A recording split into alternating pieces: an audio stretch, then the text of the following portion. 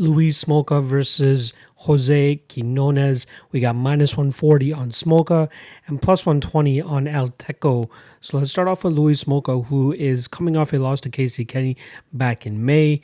I believe that was the night I should have gone out there and picked Casey Kenny as my lock of the night play. However, I got a little bit too cute and tried to play something else.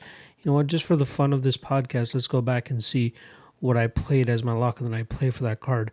Oh yeah, it was the under 2.5 for Billy Quarantillo versus Spike Carlisle. Yeah, those guys went to war. Plenty of finishing opportunities, but nothing transpired. So we ended up getting an L there. But Casey Kenny went out there and did absolute work on Luis Smolka, who was a plus 225 underdog there. So I probably should have taken the juice at minus 285, knowing what Casey Kenny was capable of.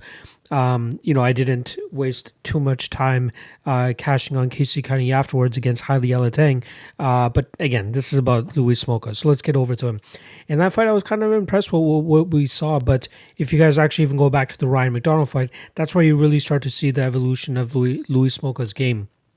In the Machnell and Sumadarji fights, you saw him kind of just trying to struggle to get the fight into the grappling realm because we know how good his jiu-jitsu is and how crafty and successful he has been when he does implement his jiu-jitsu.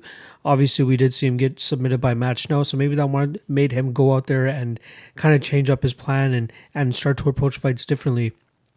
And the Casey Kenny fight wasn't going too bad for him. It was just a big shot from Casey Kenny with the counter to really rock Luis Smolka there and allowed him to, get that position for the one-arm guillotine choke. And there wasn't much Luis Smolka could do in that situation after getting rocked. But leading up to that, like I said, he looked really good. He landed like 25 plus body shots within 2.5 minutes or 2 minutes of that fight with Kenny. Like, it was very, very impressive. And then the Ryan McDonald fight, we saw him just absolutely battering the body of Ryan McDonald. Not really even paying too much attention to the head, just waiting for the opportunity to switch from the body shots to the head shots. I like to compare it to like when I want to be really cheap on UFC 3 or UFC 4, whatever it is. Just keep going to the body because more often than not, people just strictly block to the head. They think that it's more damaging to get hit to the head than it is to the body. But you just rip the body, and wait for the hands to come down and then start bringing those shots up top. And I love that style from Smolka. Like, if he's able to go out there and implement that and then force opponents to go out there and shoot on him, maybe he could counter with a perfectly timed guillotine or sprawling on these guys and trying to reverse them when they try to initiate the grappling exchanges. Quinonez, we know what his style is with jiu-jitsu tattooed across his chest, but I haven't been overly impressed with his jiu-jitsu game from what I've seen. His only win out of his last three was against a guy named Carlos Huachin in a fight where Huachin just seemed like a guy that was content with just being the slow, plodding guy moving forward, looking for the big shots, whereas Quinonez seemed a little bit more comfortable on the feet, a lot of movement, a lot of in and out movement, a lot of kicks as well too, and also the size and reach disadvantage that Carlos Huachin was in. It was a lot for him to overcome there. Alberto Quinonez did a phenomenal job in terms of sticking and moving and getting out of the way of the big shots, and there wasn't really any point in that fight where he was really hurt or in trouble. He even hurt and dropped Carlos Huachin in that first round, and then in the next two rounds he kind of just cruises. I kind of understand why he decided to go that realm or that way, just due to the amount of power that Huachin had in his hands. But against Nathaniel Wood and Sean O'Malley, who came with a little bit more of a diverse attack in the striking realm, it kind of like stumbled and completely baffled what Quinonez was able to do. He seemed like he was more caught up in seeing what his opponent was doing rather than implementing his own game, just like he did in the Carlos Huachin fight.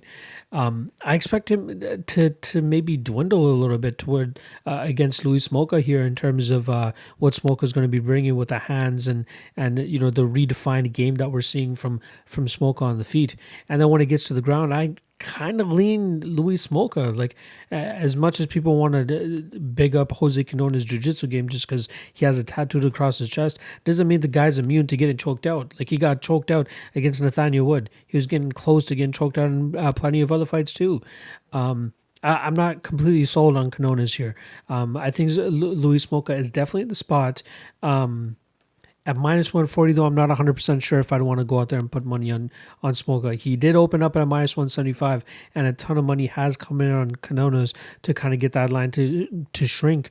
But if it continues to shrink, like if you give me minus 110, like a pick 'em line here, I might have to put a little bit on Luis Smolka. Like again, I'm liking what I'm seeing from him, his developments, especially in the striking game, and then just that style of just beating up the body, not really giving too much worries about the face, and then waiting for the face to open up to really rip those shots up there and take advantage. And I feel like Quinonez is a guy that can kind of get lulled into that game. Smolka isn't as slow and plodding as a Huachin, so he does move a little bit more. He does push the pressure, and I feel like he'll do a good job of kind of like corralling Quinonez against the cage or into those corners and ripping shots to the body, and then eventually switching it up and going to the head. So yeah, I like Smolka here. I think he can get it done. But am I going to go out there and pay minus 140 on Smolka? Probably not.